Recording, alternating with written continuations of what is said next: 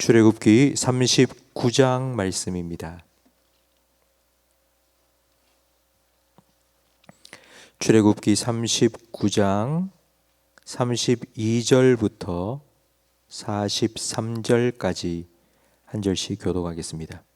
이스라엘 자손이 이와 같이 성막 곧 회막의 모든 역사를 마치되 여호와께서 모세에게 명령하신 대로 다 행하고, 그들이 성막을 모세에게로 가져왔으니 곧 막과 그 모든 기구와 그 갈고리들과 그 널판들과 그 띠들과 그 기둥들과 그 받침들과 붉은 물을 들인 수작의 가죽 덮개와 해달의 가죽 덮개와 가리는 휘장과 증거개와 그 채들과 속죄소와 상과 그 모든 기구와 진설병과 순금 등잔대와 그 잔 버려놓는 등잔대와 그 모든 기구와 등유와 금제단과 관유와 향기로운 향과 장막 휘장문과 놋제단과 그 놋 그물과 그 채들과 그 모든 기구와 물두멍과 그 받침과 뜰의 포장들과 그 기둥들과 그 받침들과 뜰문의 휘장과 그 줄들과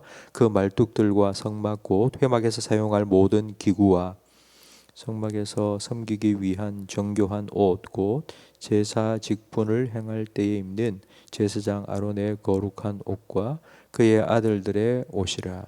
여호와께서 모세에게 명령하신 대로 이스라엘 자손이 모든 역사를 마침에 모세가 그 마침 모든 것을 본즉 여호와께서 명령하신 대로 되었으므로 모세가 그들에게 축복하였더라. 아멘. 이스라엘 백성이 이제 성막의 모든 역사를 다 마쳤습니다. 32절 말씀에 보니 이스라엘 자손이 이와 같이 성막 곧 회막의 모든 역사를 마쳤다고 기록되어 있습니다. 성막을 만들 때 가장 중요한 것은 얼마나 아름답고 얼마나 멋있느냐가 아닙니다. 성막을 만들 때 가장 중요한 것은 하나님께서 명령하신 대로 되었느냐 아니냐입니다. 그래서 39장 말씀을 읽어보면 총 10번이나 여호와께서 명령하신 대로 되었더라, 여호와께서 명령하신 대로 되었더라가 반복되고 있습니다. 오늘 본문 마지막 43절 말씀에 모세가 그 마친 모든 것을 본즉이라고 되어 있는데, 이 본다는 건 그냥 훅 살펴봤다 이게 아니고 검사를 했다, 자세하게 살펴 검사를 했다는 뜻입니다. 건물을 새로 짓고 나면 건물을 짓자마자 바로 사람들이 들어가서 이용할 수 있는 게 아닙니다. 반드시 감리를 받아야 됩니다. 그러니까 감리라는 건 법과 규정에 맞게 지어졌는지, 그리고 안전에 이상이 없는지, 100mm짜리 철근을 써야 되는데 돈 아낀다고 50mm짜리를 쓰지 않았는지, 아니면 시멘트를 돈 아낀다고 적게 넣지를 않았는지, 이렇게 최종 검사를 한 후에 안전 검사증을 받고 들어가서 사용할 수 있습니다. 이런 철저한 뒷마무리가 없이 이제 끝났다 하고 샴페인을 일찍 터뜨리면 성수대교 붕괴와 같은 참사가 일어납니다.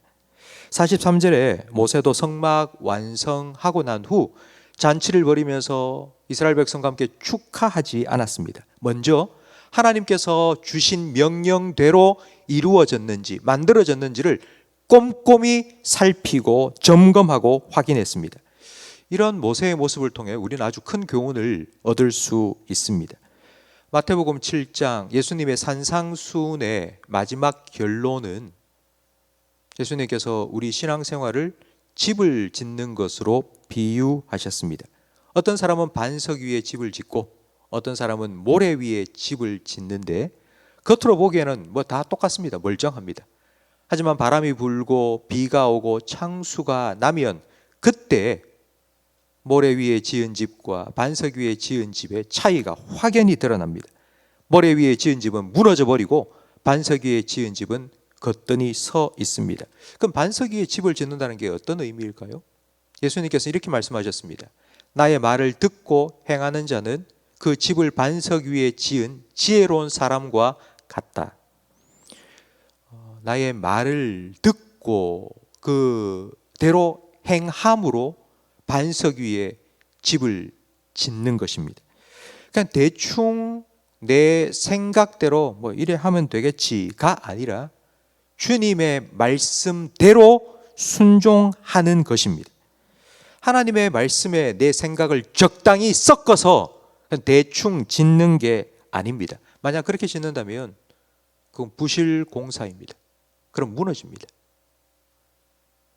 순종의 대충이라는 말은 절대로 있을 수가 없습니다.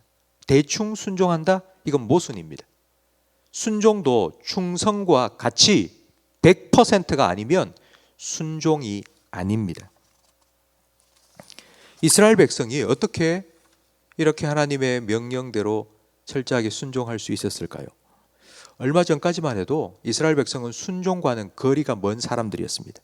조금만 힘들어도 덥다, 피곤하다, 다리 아프다, 먹을 거 없다, 목마르다 원망하고 불평했습니다. 그러다가 금송아지 만들어서 우상 숭배까지 했습니다.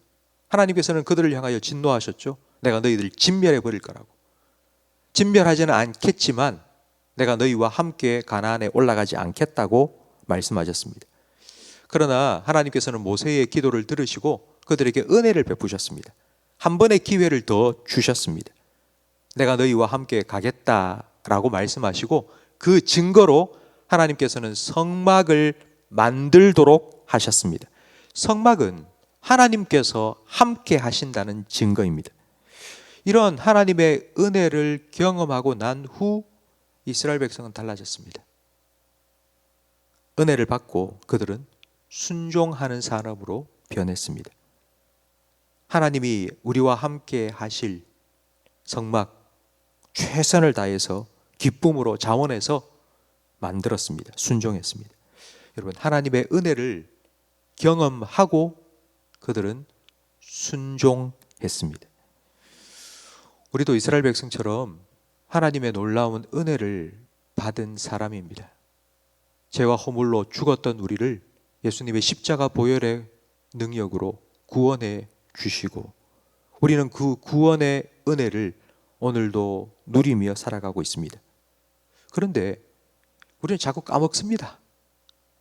내가 구원받았다. 내가 죽어 마땅한 죄인이었다 라는 사실을 자꾸 까먹습니다. 그리고 지금 이렇게 살아가는 걸 당연하게 여깁니다. 그리고 은혜, 십자가 이런 말들이 우리에게 너무 식상해져 버렸습니다. 그래서 그냥 늘 교회 오면은 밟고 올라오는 계단처럼 그냥 십자가도 밟고 은혜도 밟고 그냥 왔다 갔다. 그러니 은혜에 대한 감사도 구원의 감격도 잃어버리니 신앙생활의 기쁨은 자꾸 사라져 버립니다. 이런 우리를 향해서 예수님께서는 이렇게 말씀하시죠. 회복해라.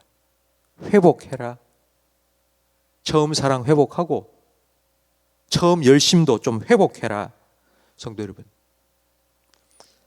여러분들 회복하시기를 간절히 바랍니다. 그러니까 처음 사랑, 주님을 향한 그 처음 사랑을 여러분 회복하시기를 주님의 이름으로 축원합니다. 십자가는 예수 믿을 그때만 필요한 게 아닙니다. 십자가는 늘 우리가 붙잡고 살아가야 됩니다. 우리는 매일매일 십자가 앞에서 신앙생활을 다시 시작해야 됩니다. 그렇지 않으면 우리 신앙생활은 너무 쉽게 매너리즘에 빠집니다. 그냥 타성에 젖어서 늘 해왔던 것이기 때문에 그냥 또 하고 또 하고 그러다 보면 어느새 의미가 사라져 버립니다. 의미가 사라져 버리면 내가 하고 있는 일이 무의미한 일이 됩니다. 무의미하다는 걸 더 쉽게 표현하면 헛일입니다. 헛일.